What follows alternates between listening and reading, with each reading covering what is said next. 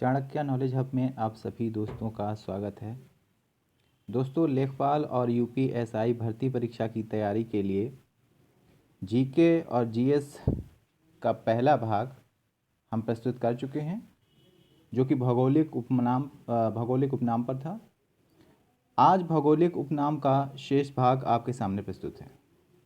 चलिए देखते हैं। पहला प्रश्न है कि हजारों झीलों की भूमि किसे कहा जाता है? हजारों झीलों की भूमि किसे कहा जाता है? आप लोगों को पता ही होगा। जी हाँ, सही पहचाना। हजारों झीलों की भूमि फिनलैंड को कहा जाता है। अगला प्रश्न है, उगते सूर्य का देश किसे कहा जाता है? उगते सूर्य का देश किसे कहा जाता है? इस प्रश्न का उत्तर है जापान। उगते सूर्य का देश जापान को कहा जाता है। चूँकि जापान एक पूर्व में स्थित देश है, इसलिए सबसे पहले सूर्योदय जापान में ही होता है, इसलिए जापान को उगते हुए सूर्य का देश कहा जाता है। दोस्तों, अगला प्रश्न है कि मध्य रात्रि के सूर्य का देश किसे कहा जाता है? मध्य रात्रि के सूर्य का देश किसे कहा जाता है? इस प्रश्न का उत्तर है नॉर्वे। चूँकि नॉर्वे में मध्य रात्रि को सूर्य निकलता है और लोग देखने के लिए दूर दूर से आते हैं, इसलिए नॉर्वे को मध्य रात्रि के सूर्य का देश कहा जाता है। प्रातःकालीन शांति की भूमि किसे कहा जाता है? प्रातःकालीन शांति की भूमि किसे कहा जाता है? इस प्रश्न का उत्तर है कोरिया। यहाँ की प्रकृति बहुत ही मनोरम और शांतिप्रद है, इसलिए कोरिया को प्रातःकालीन शांति की भूमि कहा जाता है। दोस्तों, अगला प्रश्न है, स्वर्णिम पैगोडा का देश किसे कहा जाता है? यहाँ मैं बताना चाहूँगा कि पैगोडा एक बौद्ध स्तूप कहलाता है, जो कई मल्टी स्टोरी बना होता है और प्रत्येक स्टोरी में छत निर्मित होती है। तो स्वर्णिम पैगोडा का देश म्यांमार को कहा जाता है। अगला प्रश्न है, कंगारुओं का देश किसे कहा जाता है? इस प्रश्न का उत्तर सभी को पता होगा। कंगारुओं का देश ऑस्ट्रेलिया को कहा जाता है। अगला प्रश्न है, दक्षिण का ब्रिटेन किसे कहा जाता है? दक्षिण का ब्रिटेन न्यूजीलैंड को कहा जाता है। दक्षिण का ब्रिटेन न्यूजीलैंड को कहा जाता है। भूमध्य सागर की कुंजी किसे कहा जाता है? यानी भूमध्य सागर में प्रवेश करने के लिए कौन जल संधि उत्तरदायी है? तो है जिब्राल्टर।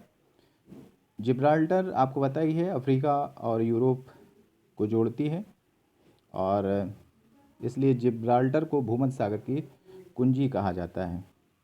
दोस्तों, अगला प्रश्न है, पश्चिम का द्वार कौन कहलाता है?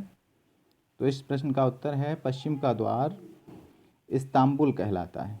पश्चिम का द्वार इस्तांबुल कहलाता है। मोतियों का द्वीप किसे कहते हैं? मोतियों का द्वीप किसे कहते हैं? इस प्रश्न का उत्तर है बहरीन। यानी मोतियों का द्वीप बहरीन को कहते हैं। पवित्र भूमि किसे कहा जाता है? पवित्र भूमि किसे कहा जाता है? इस प्रश्न का उत्तर सभी को पता होगा।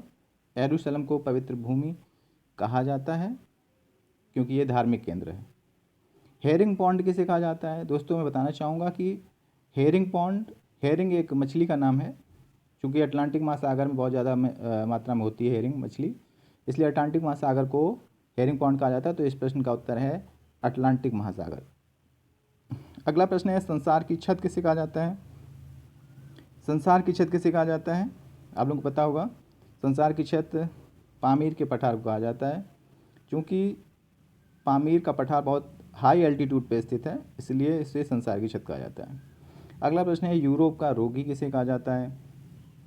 तो यूरोप का रोगी टर्की को कहा जाता है। क्योंकि टर्की 18वीं शताब्दी तक आते आते इसकी अर्थव्यवस्था बहुत ही जीर्ण शीर्ण हो गई, इसलिए यूरोप में भी बहुत ही अलग थलग पड़ गया था, इसलिए इसको यूरोप का रोगी कहा जाता है। अगला प्रश्न है, यूरोप का अखाड़ा किसे कहा जाता है? यूरोप का अखाड़ा किसे कहा जाता है? इस प्रश्न का उत्तर है बेल्जियम। क्योंकि बेल्जियम में 17वीं और 18वीं शताब्दी के बीच में बहुत अधिक युद्ध हुए, इसलिए बेल्जियम को यूरोप का अखाड़ा कहा जाता है। यूरोप का खेल का मैदान किसे कहा जाता है? तो इस प्रश्न का उत्तर है स्विट्जरलैंड। यूरोप के खेल का मैदान स्विट्जरलैंड को कहा जाता है। अगला प्रश्न है लीनिंग टावर ऑफ पीसा यानी पीसा की झुकी हुई मीनार कहाँ पे है? सभी को पता है, ये इटली में है। अगला प्रश्न है एलिसी पैलेस कहाँ पे है? एलिसी पैलेस कहाँ पे है? इस प्रश्न का उत्तर है फ्रांस। दोस्तों अगला प्रश्न है चीन का शोक किस नदी को कहा जाता है? चीन का शोक किस नदी को कहा जाता है? तो इस प्रश्न का उत्तर है वांगहो नदी। अगला प्रश्न है पीली नदी किसे कहा जाता है? पीली नदी किसे कहा जाता है? इस प्रश्न का उत्तर है वांगहो नदी। अगला प्रश्न है विश्व की रोटी की टोकरी किसे कहा जाता है? तो विश्व की रोटी की टोकरी पेरिस उत्तरी अमेरिका को कहा जाता है, क्योंकि उत्तरी अमेरिका में जो क्षेत्र है पेरिस, वहाँ पर गेहूँ बहुत आयात होता है, इसलिए उसको रोटी की टोकरी कहा जाता है। अगला प्रश्न है विश्व का निर्जनतम द्वीप कौन सा है? तो इस प्रश्न का उत्तर है अटलांटिक महासागर में स्थित तिस्ता डी कुंडा द्वीप। ये निर्जनतम द्वीप है विश्व का, तिस्ता डी कुंडा। अगला प्रश्न है दक्षिण का पेरिस किसे कहा जाता है?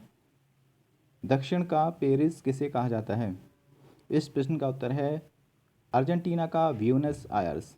ब्यूनस आयर्स शहर जो कि अर्जेंटीना में स्थित है, इसको दक्षिण का पेरिस कहा जाता है। इसके साथ ही आज के प्रश्नों की श्रृंखला समाप्त हुई। जल्द ही अगली श्रृंखला लेकर मैं जल्दी ही प्रस्तुत हो जाऊंगा। और इसके साथ ही जिन दोस्तों ने मेरा चैनल सब्सक्राइब नहीं किया है वो चैनल सब्सक्राइब कर दें और बेल आइकन जरूर प्रेस कर दें। Thank you.